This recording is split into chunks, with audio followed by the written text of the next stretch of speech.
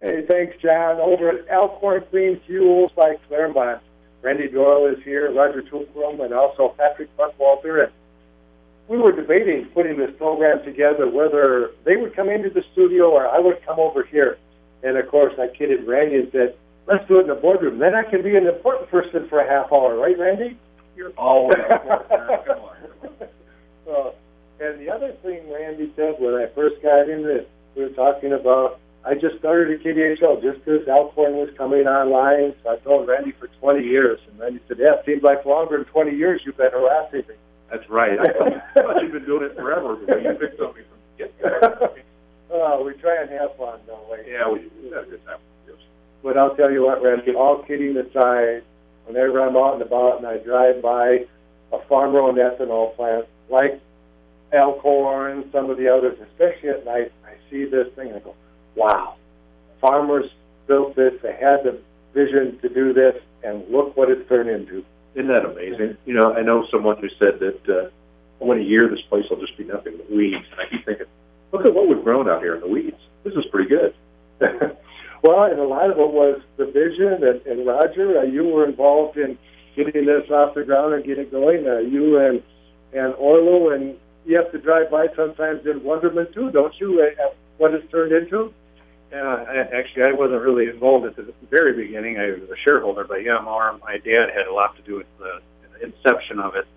But yeah, it truly is amazing that the farmers came together to build such a plant, and those that invested the money had never even seen an ethanol plant. They put it in their cars, but they'd never even seen the plant, and then to have the guts and the foresight to invest their hard-earned money in a not a very good ag economy at the time, to build such a plant and then to watch it grow over the years. And Patrick, you're on the board right now, but were you involved in the early days, or did you get involved a little later on? I was not involved right from the early days. I was in college when it first opened, and my involvement really was hauling corn in for my dad. So I'm sort of recent, sort of new to the Alcorn family. But isn't this, Randy, part of the vision of what the founders had, is creating a viable business to help the next generation stay out here in rural Minnesota? Absolutely. Look at how well it's worked here. That thrills me so much to see people like Pat and others who are coming along. Roger, your boys, they were just little knuckleheads when now they're grown and they're members of themselves. It's a blast, and we're working to do that for the next generation as well. Well, and Roger hit the key right there. I remember when it was coming online, very low prices, when you were organizing it all at once, a couple bad crops in a row, and we were coming online right when we were getting all-time record highs of $5 a bushel. Randy's shaking his head. Maybe that's where some of his gray hair came from.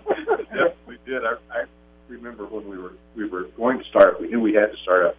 I had people calling me at my house questioning my intelligence and my ancestry at the same time. That was not a fun time. But here we are. And maybe that's part of what farmers are all about. We know there are good times, there are bad times. And you're planning for tomorrow or next week, you're planning longer term. That's right. And we've always tried to drive by looking way down the road, not just right at the front of the car. My dad taught me that a long time ago when I was first trying to drive. Like I was 5 or 6, grew up in the country. You have to look down the road, and that's what we've always tried to do. Well, and the whole industry in Minnesota, John, we have to take a break for the markets here pretty quick. When we come back, I want to explain what it's like when I go to national meetings, like with the farm broadcasters. They start talking about renewable fuels. They always start talking about Minnesota, leading the way, which is pretty cool. Of course, here to help Alcorn celebrate their 20th anniversary, a big celebration coming up next Tuesday. Randy Doyle is here, the general manager of the Alcorn Clean Fuels ethanol plant at Claremont. And yes, Randy said he would follow through on my threat. He will let me sit at his desk and put my feet up on his desk at least once. Also here, Roger Tulkrum, who's involved here on the board, and also Patrick Buckwalter and Buckwalter, thank you. Buckwalter. And you think I'd be able to get it right because it is German. Us Germans should be able to stick together, right, Patrick? That's right. But how did you get bushwhacked around that? Never mind. Can we move on now? Randy's getting even for all the times I've harassed you, right? Oh, not nearly even. I owe you a lot. I've got a lot in that goal. Anyway, I mentioned this before the break. It's kind of fun when I go to the Farm Broadcasters Convention, other national meetings, and start talking about renewable fuels and ethanol. They always start talking about Minnesota, leading the way nationwide. Absolutely. You know, Jerry, the Minnesota program was so incredible. I don't know how the legislators came up with it. I mean, watching what do we do today, I wonder how they came up with it. It was such an ingenious plan because you had several things going on at the same time. You had a farm economy that was depressed. You had people who were leaving rural communities. You had a tax base that was declining. And you had air quality issues in the Twin Cities. And these guys came together to say, how do we fix all those at the same time? And that's what they did. They came up with an idea. Well, let's do this. What do they need? Well, they need some guarantee that they're actually going to be able to make a little money. And so they came up with the producer payment program. But they didn't write a check in the front. They said, okay, you guys produce it. Show us that you produced it. And the following year, we'll pay you based on the gallons you produced. Oh, but there's going to be a cap on it. Putting the cap on it meant that the plants had to be smaller, and that pushed them out into the rural areas so they'd be closer to the corn. That's what they wanted, right? Well, and then you keep all those dollars rolling in the rural communities. Absolutely, right here at home. And that was important, too, because all of the oil that we were buying comes from outside the state. That means that those dollars left the state instead of staying here. Producing at least 10% of our fuel here at home, that at least 10% of those dollars stayed right here. But the impact was so great, and it created such an engine of ingenuity because, you know, this program lasted 10 years. You had to be able to operate for 10 years to actually get the payment from the state that you were looking for to make this work. So you had to operate a plant that would run. Well, people learn how to do that, and they learn how to do it even better and better. And the other nice thing I like is kind of my view of how the government should be operating. Here was this subsidy to help get you going, but you know what? At some point, it goes away. You have to be big boys and girls, grow up, and learn how to then compete on your own. Help you get you going, but then you have to figure it out on your own. Absolutely, and that's what I'm very proud of. You know, we still subsidize the oil industry. After 120 years, we're still subsidizing the oil industry, but the ethanol industry is not subsidized. That's something I'm very proud of, Jerry. Well, and then the key, Patrick, you mentioned before the break that you were going to college when all this was starting, and you were helping your dad by hauling corn here to Elkhorn, and now here you are all these years later involved. That's right, and it's been quite an experience for me as I've been on the board and as I've gotten to learn more about the business and meet a lot of the people that have really made this successful. So it's been a great experience for me. And do we have another generation coming up? Any children yet? I do have two children. I have twin boys. They're 6 years old, Jake and Charlie. So they'll be coming along in a few years yet. And then Roger, of course, I know that your two boys are involved, and your dad, Orlo, instrumental. He has to just be so excited. Because of this, that's part of the reason that he can be out there on the farm working with his son and his grandson. Yeah, or sons, I should say, grandsons. Yes, grandsons. We got three. Rhonda and I have three boys. And, yes, so all three shareholders, and I think Orlo is pretty proud of the fact that he did that he did have a part in Elkhorn, and because of Elkhorn, the boys are my boys, and along with the other boys and girls that have come back to the farm. And Randy, that means a lot to you too, to see these multi-generations now. This is what it was all about. This is what it was envisioned.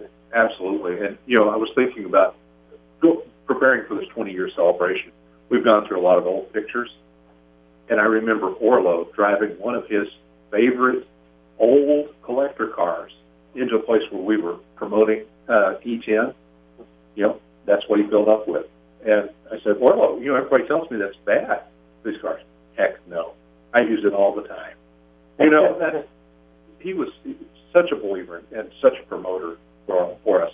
You know, I love folks like that. There's so many. Yeah, I was going to say there were a whole lot of them in this area. Farmers that had to band together. It was a risk. We didn't know where this industry was going, but yet they had faith. Well, they did, in spite of the fact that, you know, there were a lot of failed attempts at producing ethanol before that. and they still were willing to risk it because they believed that if they worked together, they could make it happen. Sure enough, they did. I love watching the History Channel, the Military Channel, and it was a couple of years ago. It was a special on the moonshiners, back in 1920, whatever it was, out east. And they were using corn, and they had these little stills, few gallons or whatever. And I'm thinking, that's the exact same principle we do today on a massive scale right here in Claremont, right? That's right.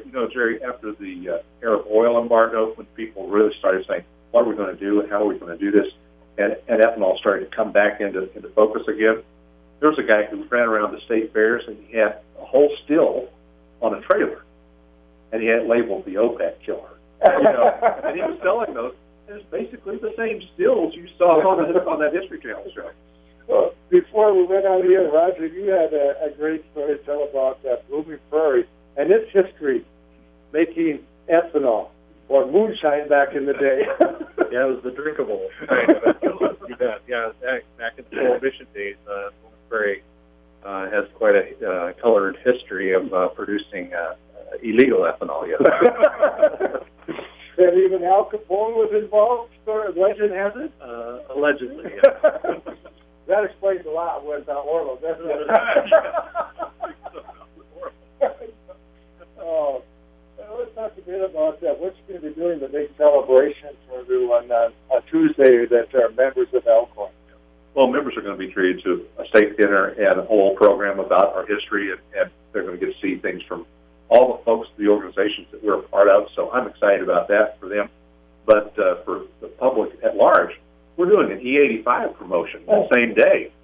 So starting at 8:50 in the morning, there's an 85, right, at the Quick Trip that's on the frontage road very close to Walmart on the west side of Owatonna. Starting at 8:50 in the morning, people can fill up with E85 for 85 cents a gallon. That promotion's going to run for 85 minutes. And let me see, I don't suppose I can borrow a tanker and come in. No, we're going to limit it to 30 gallons per customer. But when that's done, at 11 o'clock, we move over to the Quick Trip station on Mineral Springs Road and do the same thing at 85 cents for 85 minutes. That means it's done at, what would that be, 12:25 that morning. So we've got a couple of E85 promos going on the same day that everybody can participate in. And let's challenge somebody to try it and see how it works.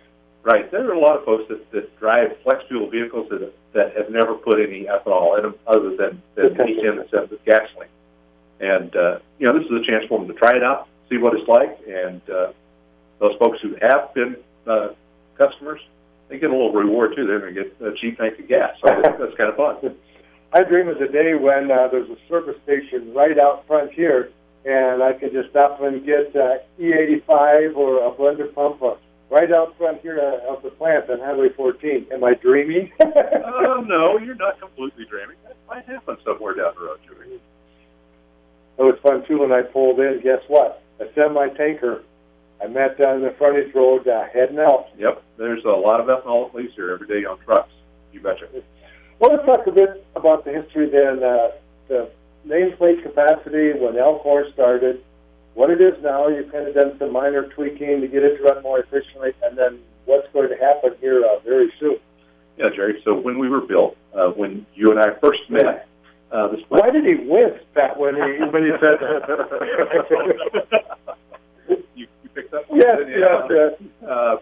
So when we first met, this plant was running at 10 million gallons per year. That was the size it was designed for. We did a little expansion to get to 15 million, another expansion later on to get to 30, another expansion after that to get 45 million. We've been running at about 50 million gallon pace for the last few years, and we are getting ready to expand this thing as soon as we get a permit in hand to get it up to 120 million gallons per year.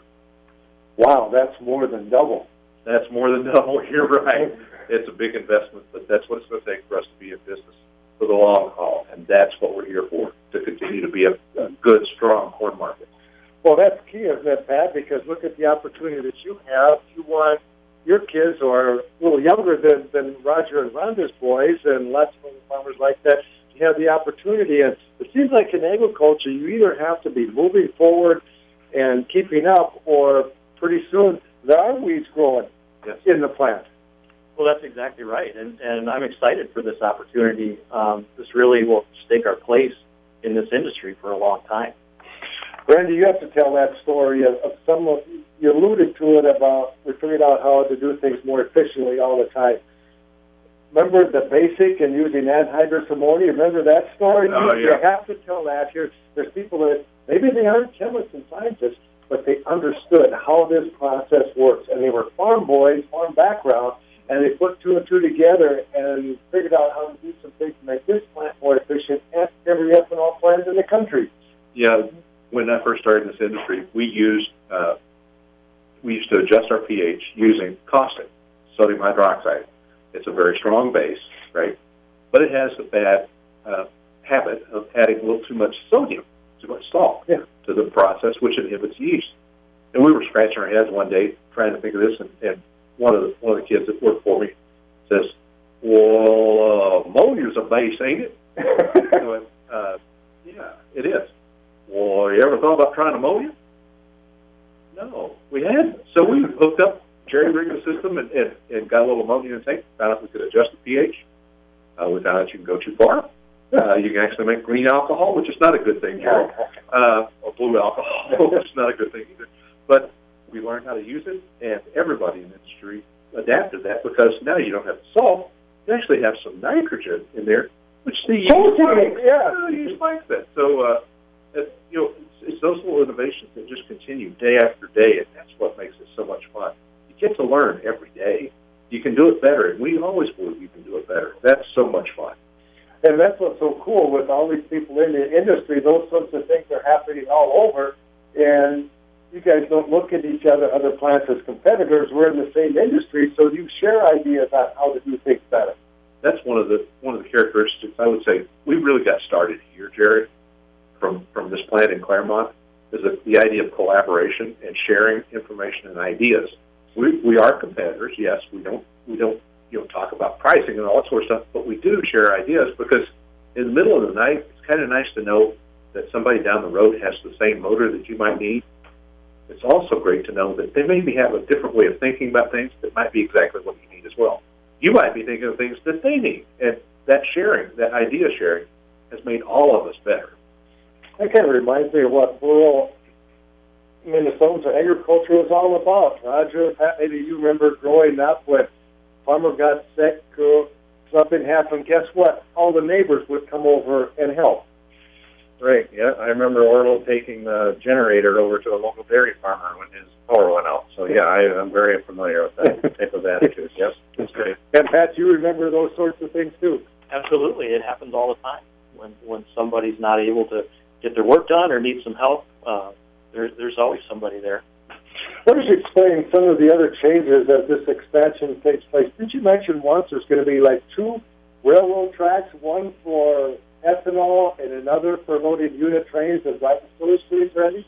That's right. We'll have a double loop track that's going to be a part of this, so that we can. I know what double means too. Thank you. There's another joke behind it, but it's a double loop track where we have 2 full unit trains here at the same time, 2 complete unit trains at the same time, and we'll be able to load ethanol. We'll be able to load distillers grains. That enables us to get to markets that we can't get to otherwise. So we're looking forward to that. Well, that's part of the key, is to have the transportation, and we're fortunate. Maybe it was the wisdom of the people when they were deciding where they were going to locate this plant, to make sure that we had good rail access, even though maybe we didn't need rail at that time. Maybe we would in the future. Was that maybe discussed back in those days? It absolutely was. We've always had a rail spur here, but we handle few cars. We're looking at a future where we want to be able to be competitive with the rest of the industry, to hit markets that will be beneficial to our farmers here, if we can do that, and that's why we're building unit train capacity. Remember when you and I were first talking, and we were so frustrated about how California didn't want our ethanol. They didn't want to depend on farmers in the Midwest. They would rather depend on the sheiks in the Middle East. Yeah. And now, pretty much nationwide, I mean, I've driven to Michigan, I've driven to Florida, Las Vegas, Arizona. Every place you go, virtually every pump has E10 in it. That's right. That's the case. We're about 10% of the entire gasoline supply in the United States, and we're exporting ethanol to other countries as they're figuring out how to clean up their air. Yeah, that's where I was going to go to. We get the numbers from USDA. We are exporting ethanol, and it's never happened. Do you know if you can track it? That's some ethanol from here at Alcorn. Did it get railed to the West Coast and exported, or do we mainly just service the U.S. here? Well, from this plant, we really service the Twin Cities markets. We're the closest plant to the Twin Cities. Oh, so that gives us a competitive advantage of getting ethanol into that big market there. That's correct. But it's a limited market, and we're looking at the future where we want to be able to access other markets. We've not exported ethanol from here, but we've exported a lot of distillers' grains. Yes. Yeah. And notice Randy's trained me.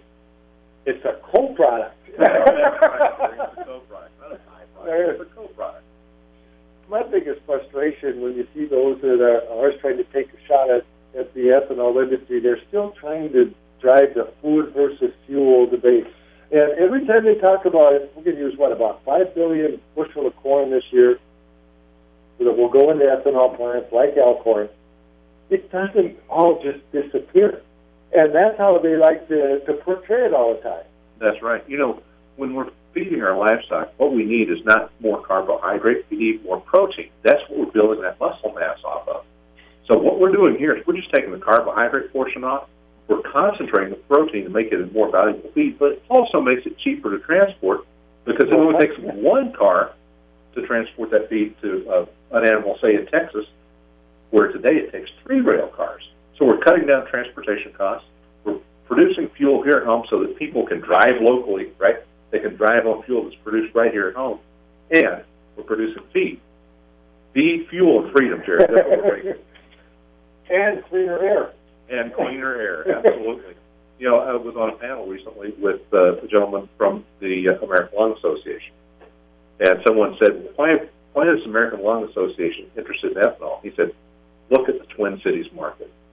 When we put that mandate program in place for the Twin Cities fuel market, we've had no more air quality exceedances that they had before. The carbon monoxide issue that they had has gone away. So that is a program that works. That's why American Lung is behind it. Well, they've been a great partner since early on. American Lung Association of Minnesota and the national organization. That's right. A part of our EA5 celebration that's coming up on Tuesday, American Lung Association folks will be there, and Minnesota corn growers are going to be there as well. That's another great partner that's helped this industry grow over the years, and we're proud to be a part of that. So, Pat, not only a future for your boys if they want to be involved in this great field of production agriculture, but better environment, healthy air to breathe. Absolutely. That's one of the great benefits, and to be able to be a part of a plant where we have this more global reach now, and we're involved in all of these different communities, and bringing that value back to our own farms and our own efforts. It's really something pretty special. Yeah. Give us about how many full-time jobs are here, Randy, at this plant? How many will there be? I know we can do things so efficiently that we don't maybe provide as many jobs as when it started, but there's still a lot of good-paying jobs here after the construction. Yeah. So just in our plant alone, Jerry, we've got 35 full-time jobs today. After expansion, we think that that'll be about 45 to 47, somewhere in that range. So it's not going to take a lot more folks, but look at all the ancillary jobs. I was talking to a gentleman yesterday who delivers chemicals to us, and we're a big part of his business. There's a lot of folks like truck drivers all over the place that are delivering materials here. Or how about then those that sell the trucks and service the trucks? And you're absolutely right. Boy, I'll tell you, especially folks who sell to farmers, because we put a little money in farmers' pockets. And we all know, right, Roger, when farmers have a little extra money, we like to spend it and spread it around, don't we? Yeah, I think we spend over $1 for every dollar we get. That's pretty good, Jerry. Yeah. But that impact is huge. So you're right. Local communities, implement dealers, car salesmen, they see that impact, and that makes me so doggone proud to have that kind of impact. But even better is the impact we've had on bringing wealth back to our farmers, where they're not as dependent on the government, to stay afloat, but they've actually been able to make some money. That's a huge plus. And the key is, Pat, you can raise your boys here in rural Minnesota. We all don't have to live in the metro. That's right. There are good Thank jobs God here. for that. There's actually some value to being out here on the farm, and you can make a good living. And how about this? This is saying Roger isn't quite as young as Pat.